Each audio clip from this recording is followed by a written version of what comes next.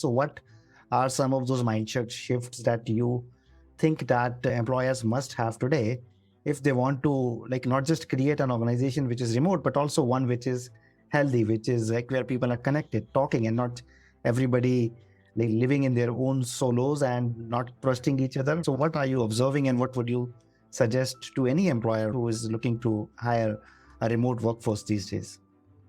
Yeah, so it's funny because I run a remote company, right? So I'm certainly pro remote, but I'm also realistic in that not every role needs to be remote or should be remote to be successful. I think when you have a creative space and bouncing ideas off of each other, I mean, even though our team is remote, we like to be able to get together in person. There is a human to human connection that is really needed. And so I actually just went to a workshop last week where the individual was talking about how companies really can't make these just blanket policies of like everyone can be remote, right? Because not every role is suited for that. So I think really understanding what that job description is and what's needed out of that, where there's that opportunity to give that benefit, that's great.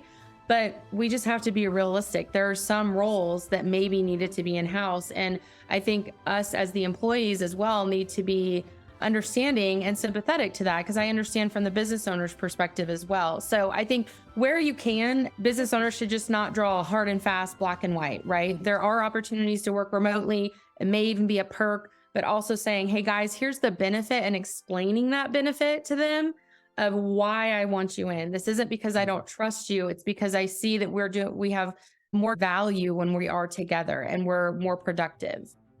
Yeah. And what challenges that does that produce for you as an entrepreneur, as a business owner, as you continue to scale, continue to build a remote or a hybrid organization? What challenges that present for you? Yeah. So we have found it to be successful and only because we're really back office, right? And when we need those creative spaces, in fact, tomorrow, my COO is flying in for the day. So when we have those times, like we're doing our vision planning for the year, we will fly in and get together and we will have those discussions because you can't do that over Zoom. Like Mm. it's not the same. And so we do see those opportunities. We actually have another company mic'd up and we're starting our planning and there she's flying in for that. So we're just really big on when those opportunities need to be presented. We want to make sure that we are all getting together. We also do team retreats every year and we do some collaborations with some different universities around the country where we all come in. So we just take those opportunities where we can grab them.